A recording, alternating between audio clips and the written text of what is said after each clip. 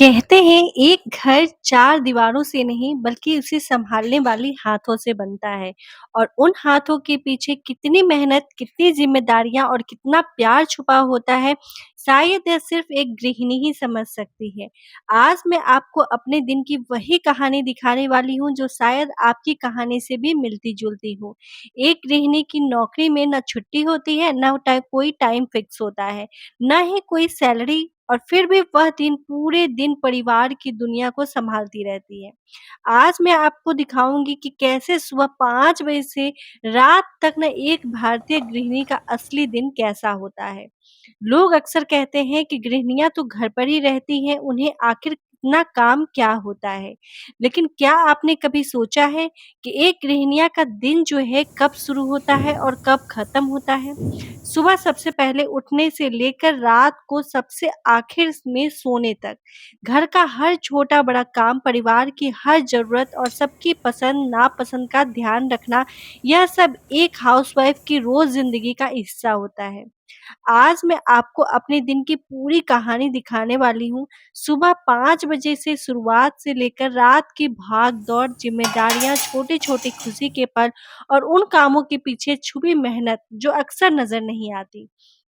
अगर आप एक हाउसवाइफ हैं, एक माँ हैं या घर सँभालने की ज़िम्मेदारी निभाती हैं, तो यकीन मानिए ये इस वीडियो का हर हिस्सा आपको अपने जैसा लगेगा।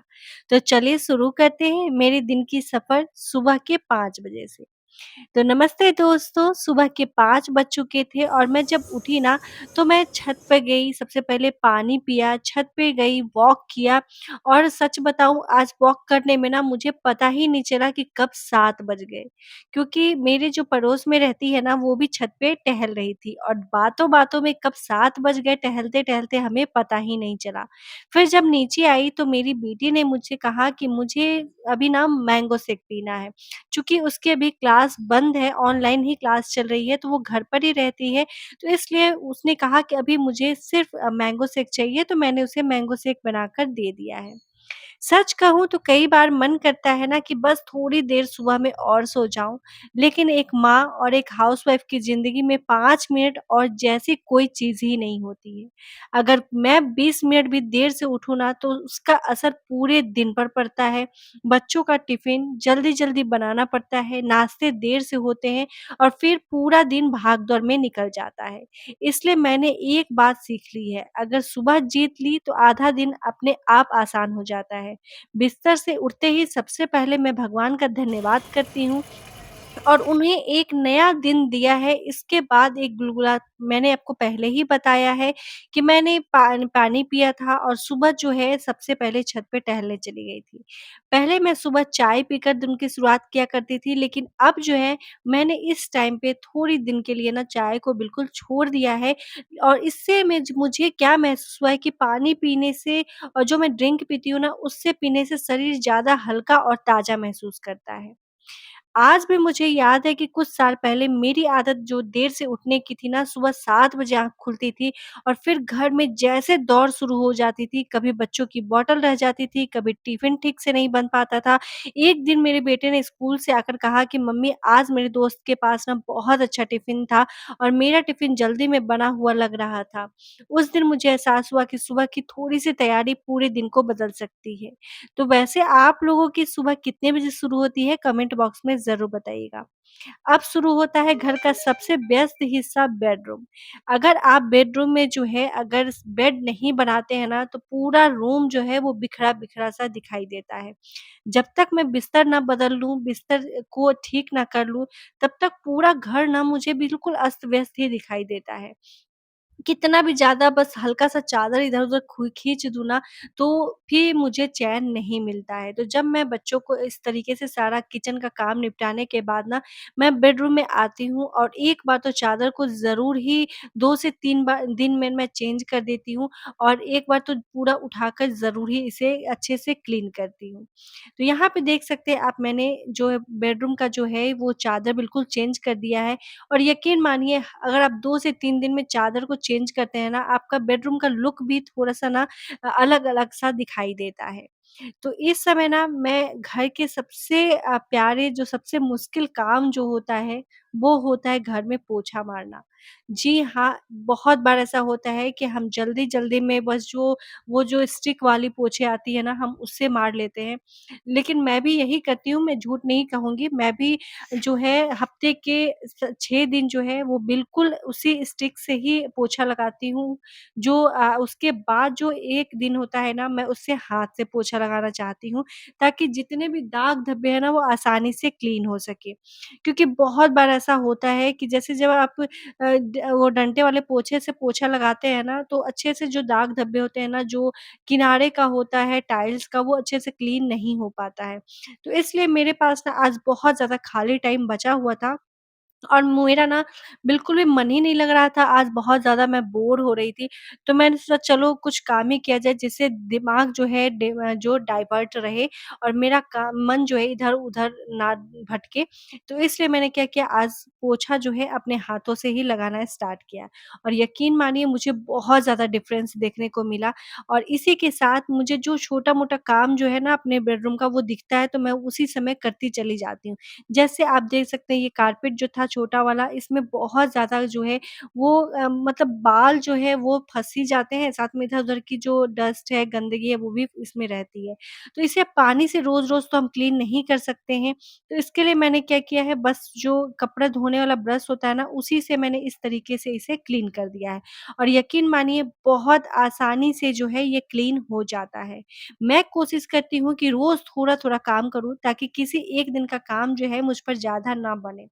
चाहे वो बिस्तर ठीक करना हो, कुशन सही जगह पे रखना हो, चीज़ों को उनकी जगह पे रखना हो, छोटी-छोटी बातें जो होती है ना, यही घर को सुंदर और व्यवस्थित बना देती है।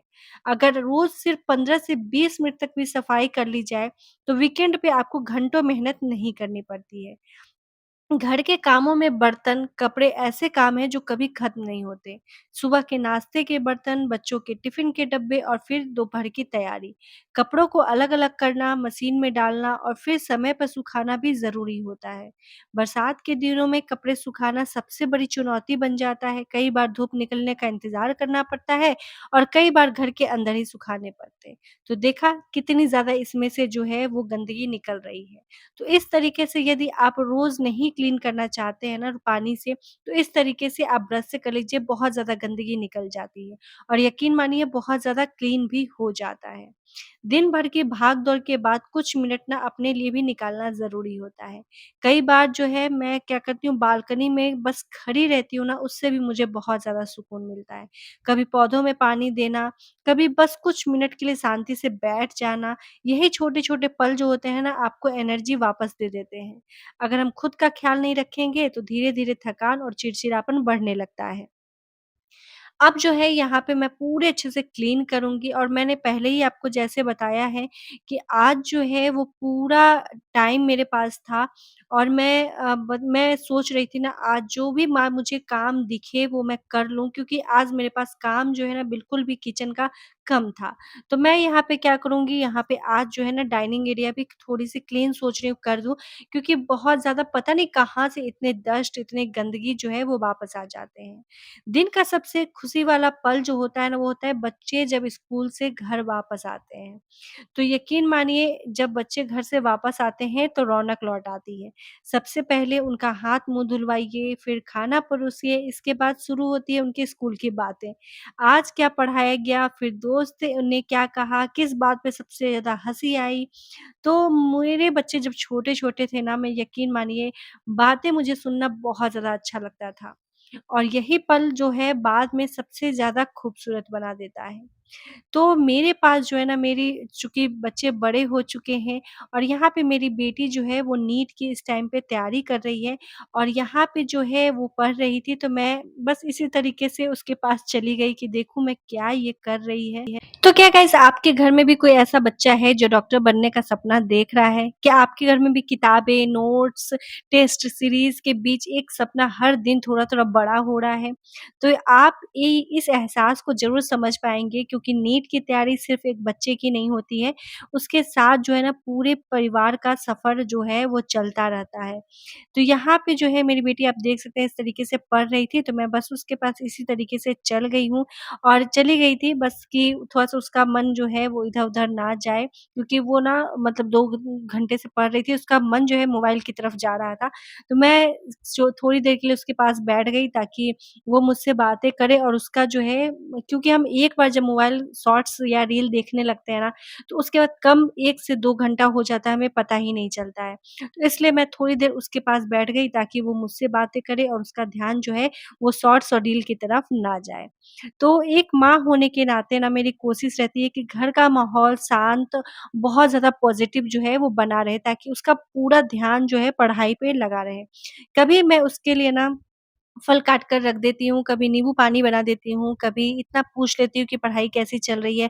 कई बार ये छोटी-छोटी बातें भी बच्चों को बहुत ज़्यादा बड़ा सहारा दे देती है। तो यहाँ पे गाइज़ मैं पूरा डाइनिंग एरिया भी जो है वो अच्छे से यहाँ पे क्लीन कर लूँगी और आप देख सकते हैं किस तरीके से जो है ना बस एक वाइप मारने पे ही ना वो अच्छे से क्लीन हो जाती है, क्योंकि इसे जब भी मैं डेली पोछा मारती हूँ ना, डेली इसे अच्छे से इसी तरीके से एक वाइप मारती हूँ और ये क्लीन हो जाता है। तो इस तरीके से जब आप भी करेंगे ना, आपके भी यकीन मानिए घर हमेशा साफ-सुथरा रहेंगे। दिन भर की भाग-दौड़ के बाद भी आप जो है काम आपको बहुत ज़्यादा आसान लगेगा और आपको जो है कभी भी काम जो है वो बोझ नहीं लगेगा। तो इस तरीके से अब मेरा ये भी काम जो है धीरे-धीरे ख़त्म होने की कगार पे है और यहाँ पे पूरा एरिया मैंने अच्छे से क्लीन कर लिया है और आज मैंने पहले आपको बताया बहुत ज़्यादा मेरे पास टाइम था, तो मैं सोच रही थी कि जो भी आज मुझसे हो पाएगा, मैं वो वहाँ तक कर लूँगी, जो नहीं हो पाएगा उसे बिल्कुल छोड़ दूँगी ताकि मैं अगले दिन उसे कर लूँ। ऐसा मुझे कोई प्रेशर नहीं लेना है कि अरे! आज मुझे पूरे घर को चमकाना ही है और साथ में जो है बहुत ज़्यादा मेरा घर चमकता रहे, ऐसा मेरे साथ कुछ भी नहीं है। जब मेरा जो मन होता है वो मैं उस एरिया को पकड़ के क्लीन करना शुरू कर देती हूँ। तो यहाँ पे इस तरीके से अब देखिए टीवी यूनिट जो है वो पास में ही, जब से मैं पोछा लगाती हूँ ना, तो पोछा लगाते हुए हम साइड से आते हैं तो एक वाइप मैंने वहाँ भी मार दिया है, ताकि रोज़-रोज़ मुझे जो है इस तरीके से जब मैं कर लेती हूँ ना, तो मुझे एक दिन ऐसा नहीं होता है कि सारा सामान हटा के पूरा उसे डीप क्लीनिंग करनी पड़ती है।